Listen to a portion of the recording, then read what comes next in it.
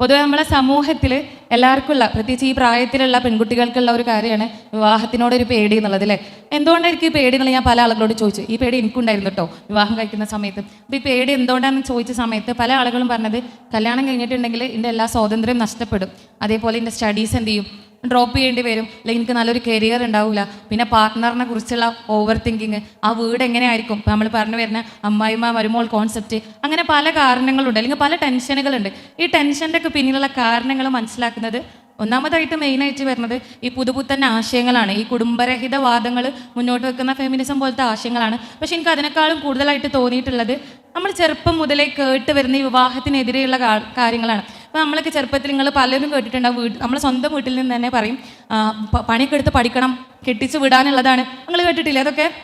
അവിടെ കുറേ ആളുകൾ തലയാട്ടുന്നുണ്ട്. അപ്പോൾ നമുക്കറിയാം, കല്യാണം കഴിച്ചിട്ടുണ്ടെങ്കിൽ അത് അവിടെ പോയിട്ട് പണിയെടുക്കാൻ വേണ്ടിയിട്ട് മാത്രമാണ് കല്യാണം കഴിക്കുന്നത്, അല്ലെങ്കിൽ അവിടെ പോയിട്ടുണ്ടെങ്കിൽ ഭയങ്കര ബുദ്ധിമുട്ടാണ് എന്നുള്ള കാര്യം നമ്മളെ സ്വന്തം വീടുകളിൽ നിന്ന് തന്നെ നമ്മൾ എന്ത് ചെയ്യണം, അത് കേൾക്കണം. അപ്പോൾ ചെറുപ്പത്തിൽ അങ്ങനെ കേൾക്കുന്ന സമയത്ത് നമുക്കൊരു പേടിയാണല്ലേ, ഇപ്പോൾ ഞാൻ കല്യാണം കഴിക്കുന്നത് ഒരു വീട്ടിൽ പോയി പണിയെടുക്കാനാണ് എന്നുള്ള ആ ഒരു ടെൻഷൻ അന്ന് മുതലേ നമ്മളിങ്ങനെ ഉണ്ടായി വരികയാണ്. പിന്നെ അതേപോലെ തന്നെ നല്ല മാതൃകകളുടെ കുറവുണ്ട്. ഇപ്പം നമ്മളെ വീടുകളിൽ, പല വീടുകളിലും നമുക്കറിയാം മാതാവും പിതാവും, നമ്മൾ ഉമ്മയൊപ്പി ചിലപ്പോൾ നല്ല സ്വരച്ചേർച്ചയിലൊന്നും ആയിരിക്കില്ല. അപ്പോൾ ഈ തല്ലുകളൊക്കെ കണ്ടുവരുന്ന സമയത്ത് നമുക്ക് ഭയങ്കര ടെൻഷനാണ്, പഠിച്ചോനെ ഞാനും കല്യാണം കഴിച്ച് ഇങ്ങനെ തന്നെ ആയിരിക്കും എന്നുള്ളത്.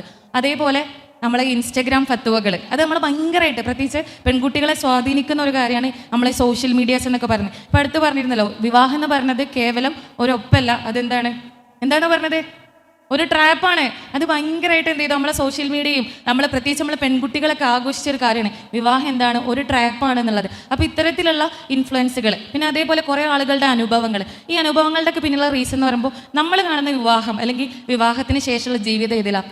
ഇൻസ്റ്റഗ്രാമിലെ റീൽസിലൂടെ ഒക്കെ ആണല്ലേ. അപ്പോൾ നമ്മൾ കാണുമ്പോൾ അടിപൊളി, എന്താ രസം, ട്രിപ്പ് പോകുന്നു, കല്യാണം കഴിയുന്ന ഹണിമൂണ് പോകുന്നു, പല രാജ്യങ്ങളിൽ പോകുന്നു, ഫുള്ളും ഭയങ്കര പോസിറ്റീവായിട്ടുള്ള കാര്യങ്ങൾ മാത്രം നമ്മൾ കാണും. പക്ഷേ യഥാർത്ഥ ജീവിതത്തിലേക്ക് എത്തുന്ന സമയത്ത് ഒരു കുടുംബമാകുമ്പോൾ എന്തൊക്കെ ഉണ്ടാവും, ചെറിയ ചെറിയ പ്രയാസങ്ങളും മറ്റു കാര്യങ്ങളൊക്കെ ഉണ്ടാവും. അപ്പോൾ അതൊക്കെ ഉണ്ടാകുന്ന സമയത്ത് എൻ്റെ ജീവിതത്തിൽ മാത്രം എന്താണ് ഇങ്ങനെ, അപ്പോൾ അത് പറയുന്ന കുറേ അനുഭവങ്ങൾ, ഇതൊക്കെ കേൾക്കുന്ന സമയത്ത് സ്വാഭാവികമായിട്ടും പെൺകുട്ടികൾക്ക് എന്തുണ്ടാവും, ഒരു വിവാഹ പേടി ഉണ്ടാവും. പക്ഷെ നമ്മൾ മനസ്സിലാക്കേണ്ട ഒരു കാര്യമുണ്ട്, നമ്മളെപ്പോഴും ഈ നെഗറ്റീവ് സൈഡ് മാത്രമാണ് എന്ത് ചെയ്യണത്, ഇങ്ങനെ പ്രൊജക്റ്റ് ചെയ്ത് കാണിക്കുന്നത്. യഥാർത്ഥത്തിലുള്ള വിവാഹത്തെക്കുറിച്ച് മനസ്സിലാക്കാത്തതുകൊണ്ടാണ്. ഇപ്പം ഞാനും പറഞ്ഞു, ഞാൻ വിവാഹം കഴിക്കുന്ന സമയത്ത് എനിക്കും ഇതേ ടെൻഷനുകളൊക്കെ ഉണ്ടായിരുന്നു. പക്ഷെ വിവാഹം കഴിച്ചപ്പോഴാണ് എന്താണ് വിവാഹം എന്നുള്ളതും എന്താണ് അതിലൂടെ നമുക്ക് കിട്ടുക എന്നുള്ളതും മനസ്സിലായത്. അപ്പോൾ പഠിച്ചോന്ന് തന്നെ പറഞ്ഞത് ഒരു മിസാഖൻ അലീലാണ് എന്നാണ്. അതായത് ശക്തമായ കരാറാണ്. കേവലം രണ്ട് വ്യക്തികൾ ഒരുമിച്ച് ജീവിക്കാൻ എടുക്കുന്ന ഒരു ഉടമ്പടി മാത്രമല്ല, മറിച്ച് എന്താണ്, രണ്ട് തലങ്ങളിൽ ജീവിച്ചിരുന്ന ആളുകൾ ഒരുമിച്ച് ജീവിക്കണം, വളരെ സ്നേഹത്തോടെയും കാരുണ്യത്തോടെയും പരസ്പരം സഹകരിച്ചും പരസ്പരം വിട്ടുവീഴ്ചയോടും കൂടിയിട്ട് ഒരേ ദിശയിലേക്ക് പോകുന്ന, ഞാൻ എന്നതിൽ നിന്ന്